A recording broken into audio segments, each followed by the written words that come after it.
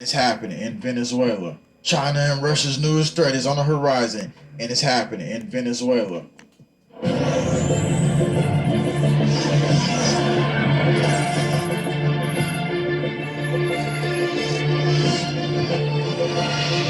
Well, hot gravy and turkey dogs. Just off the coast, we had a big drill happen over the weekend where it actually registered an earthquake. So let me tell you now that this is happening, you're not always going to have situations where it's an earthquake. It's going to be sometimes the military doing something. So something bigger is happening though down in Venezuela. And I ain't a Venezuela hater, but if they get armed with what they're getting armed with, then this is going to be big trouble for the mainland. As we just seen a military base attack over in Colombia area. I told y'all about that. Something huge is positioning next. So what's really going on? The military out here shock bombing the ocean and stuff, pretty much getting ready for the big event off the coastlines. As you see here, they did a countdown, and you see in the water they detonate a shock impulse wave with some type of device. So what is larger coming? And this was felt off the coast. People thought it was an earthquake, but it wasn't an earthquake. It was a dang military. So what's happening next here is even more ominous. Oh, I thought it was an earthquake. No, it ain't an earthquake. They blowing stuff up out there. The Navy blasted its newest aircraft carrier with thousands of pounds of explosives in the Atlantic Ocean on Friday to simulate how the ship would perform in battle conditions, according to images related by service and government earthquake monitors. Now, while the U.S. has been under a hack attack, they were trying to literally poison a water supply at a plant in San Francisco with the hack attacks, and so you can guess what could possibly be next. And so as you tuning in live here, I'm about to take you into what they're actually literally deploying in Venezuela, okay? And so it ain't just about, oh, puppet Putin, Chinese President Xi Jinping. They out here not playing, like they really ready in the deployment capabilities, and it's getting more serious as we go. China is providing Venezuela with powerful military hardware. China's also beefing up their security around the country, and the citizen has said it's looking like a prison because of the Sentinel celebration coming up. But anyway, although the Venezuelan Navy has not been a top concern for the U.S. Department of Defense, reports have emerged that China is supplying Venezuela with some rather powerful weapons that could shift the balance of power in the region. Maduro released some propaganda videos that suggest its warships have been armed with new Chinese-made anti-ship missiles that can target enemy vessels from over 100 nautical miles away. This comes as his regime has been prevented by international sanctions from buying Western-made arms. But Venezuela like, no, dog. They basically turned to China, Russia, and Iran to bid and modernize its armed forces. Reports have led to questions on how Caracas will actually pay for the missiles, but Suchi writes, as long as Beijing needs oil, something which Venezuela has in abundance, it is likely military hardware such as the C-8028 missiles will continue to flow to the South American country, posing potential threat to the United States. So this is the big one. They're arming them with hardware, and obviously troops will hit the ground. They already have them there whenever they need them to hit the ground. The bigger question is how long the United States is going to allow this to happen, and if they don't position themselves to stop it, then obviously, just like when we're in the South China Sea, China's getting aggressive, and so the U.S. would get aggressive. And don't forget, the U.S. military already deployed over 70,000 troops to encircle China. Something big is being plotted.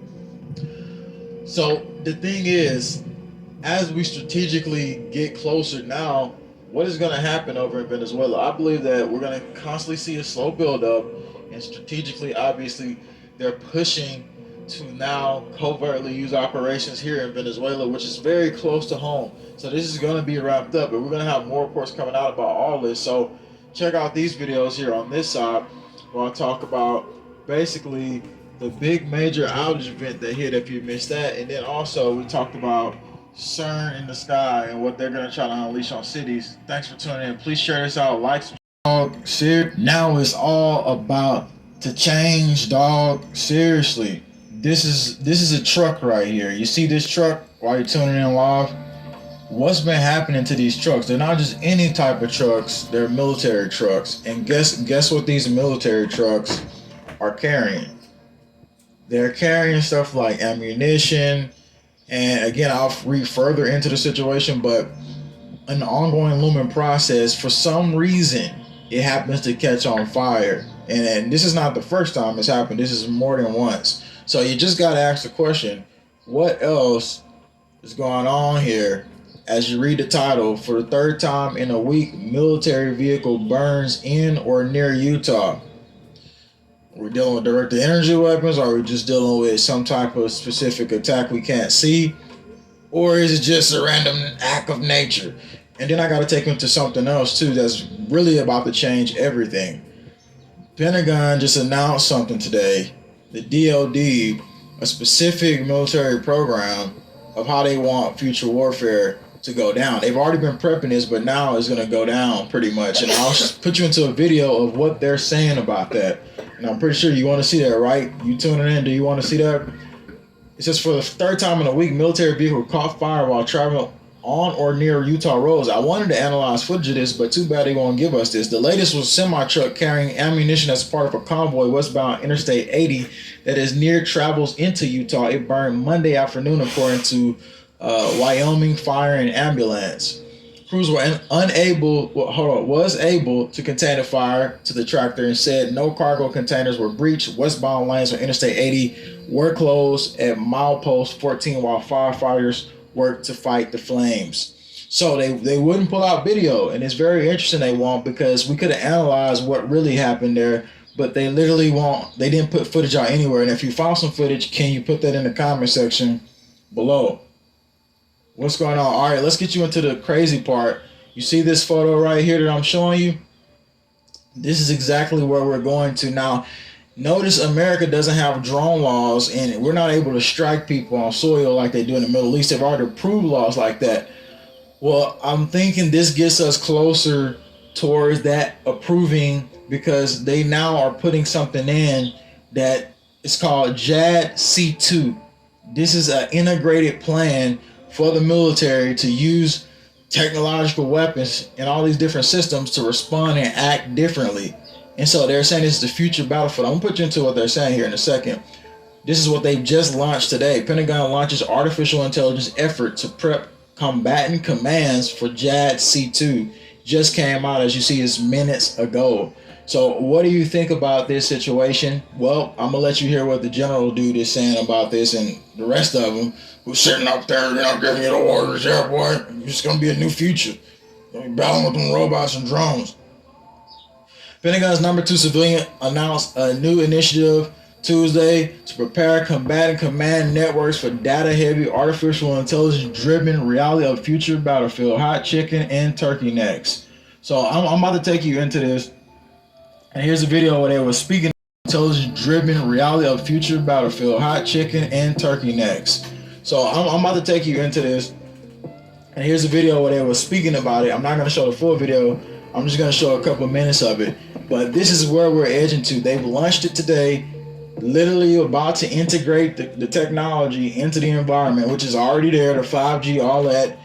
And now the battlefield is about to become more apparent to the AI warfare. So I'm going to play this clip for you. That's right. All right, here it is. A guest here to help me brief today.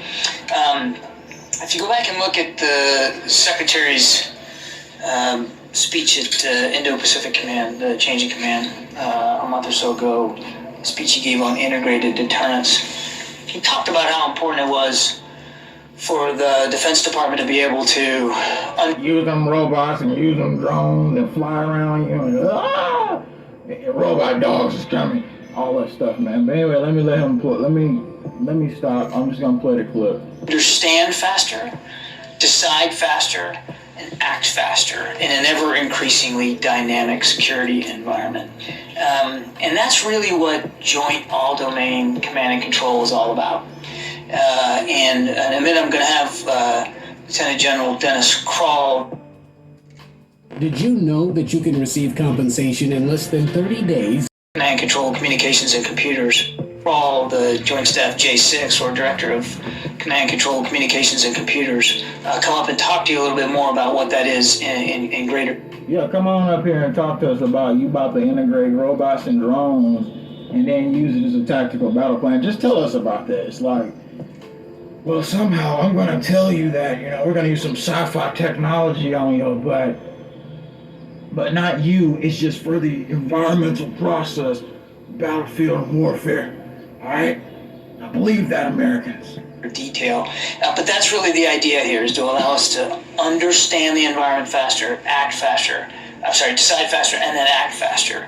And the Secretary was very pleased to see the work that had been done on what we call JADC2, Joint All-Domain. All right, y'all, I'm sorry, I ain't going to pause again, but y'all do understand that the military got chemical, biological suits now where if they pretty much have anything in their environment, it will instantaneously detect if something is there.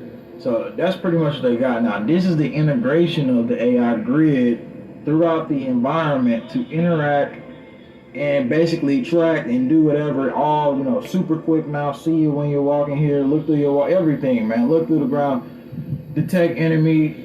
I'm just gonna let you listen to it. Command and Control. All the work that had been done previous to him arriving here at the Pentagon, and was very proud and delighted to be able to authorize this going forward and sign it into being here at the Defense Department. It's a very exciting framework and an architecture for helping us do our jobs better and to help us get to that idea of integrated deterrence. And with that, I'm going to ask Lieutenant General Krall to come up and talk to you a little bit about it. He'll take questions after he's done with his brief opening comments.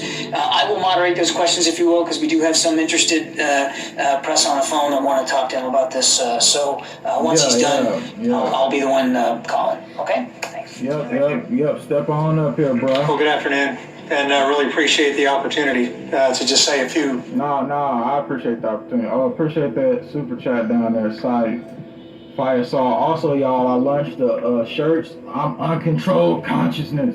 So again, that's down right below. You can see the merchandise. Let's get back to this video. A few words, and why we're pretty excited about the Secretary's signaling on signing the JADC2 strategy document.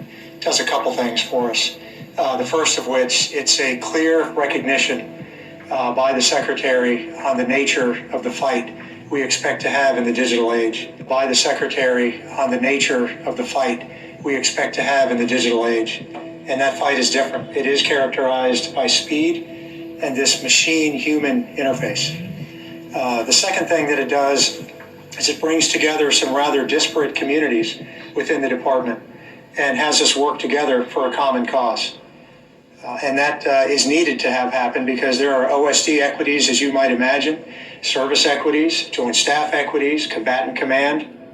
With all due respect, General, just come up and say, this is about the RoboCop future, this is about the AI future, this is about the drone future, this is about how we're going to just deploy it on y'all, but just go ahead and say it straight out.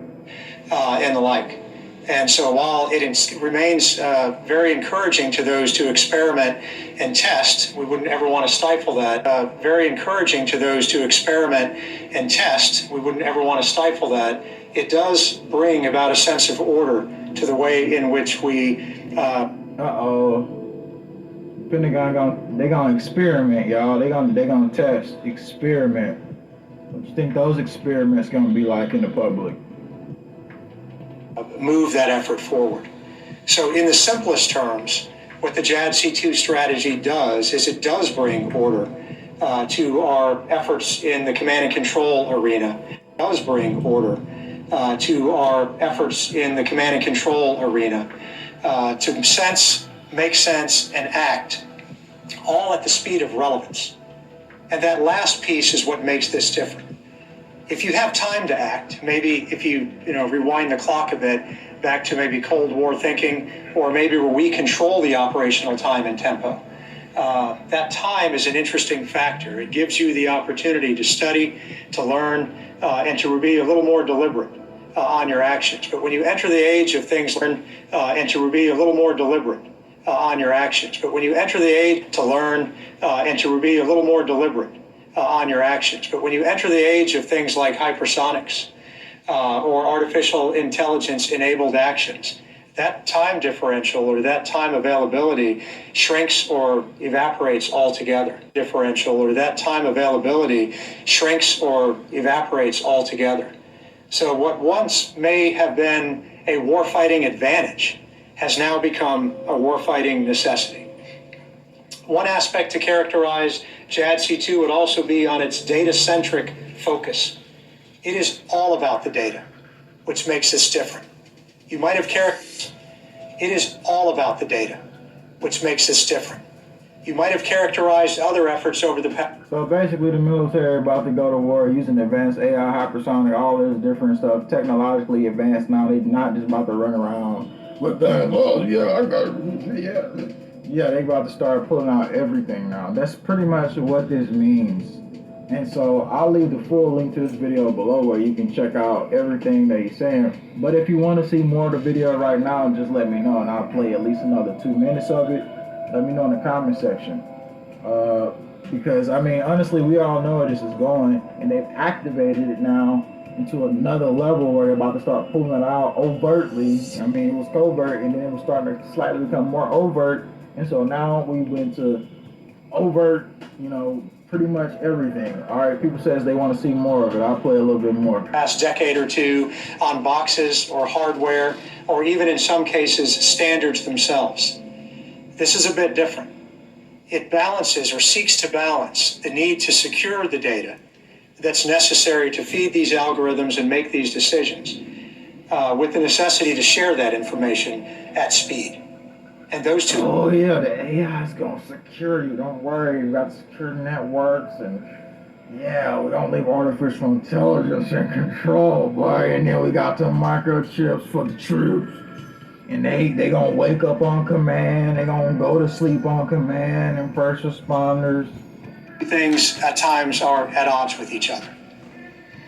It also helps us integrate some of these key technologies we've been trying to do in the department for some time. It gives us our best chance to do that. Technologies we've been trying to do in the department for some time.